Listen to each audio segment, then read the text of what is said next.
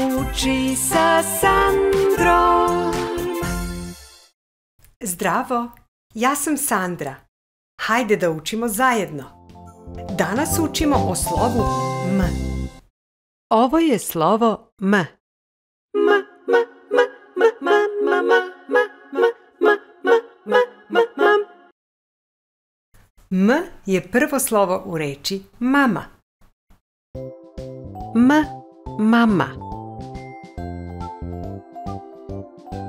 M, mikser. M, maska. Ovo je M, M, M, M, M, M, M, ovo je M. Slovo M, ovo je M, M, M, M, M, M, M, ovo je M. Slovo M. M je 15. slovo azbuke. Kada izgovaramo glas M, kratko skupimo usta i kažemo M.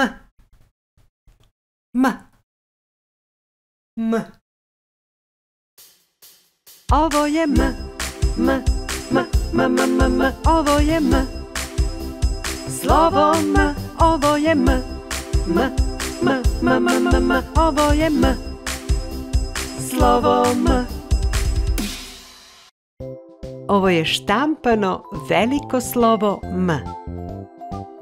Ovako izgleda štampano malo slovo M.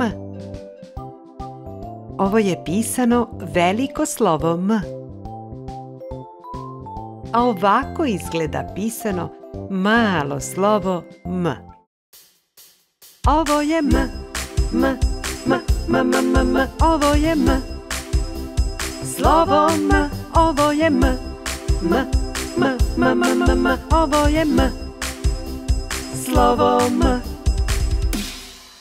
Možeš li da prepoznaš slovo M u ovim rečima? Som. Sarma. Domar.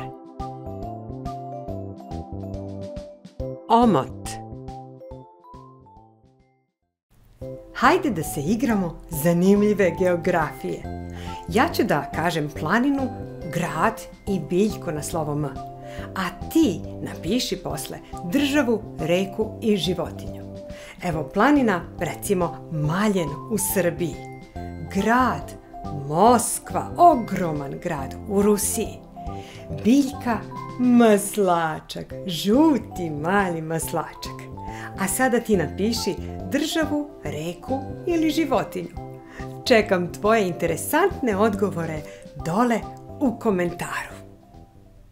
Ako vam se dopada ovaj video, kliknite na palac. Zapratite moj kanal klikom na dugme prati ili subscribe.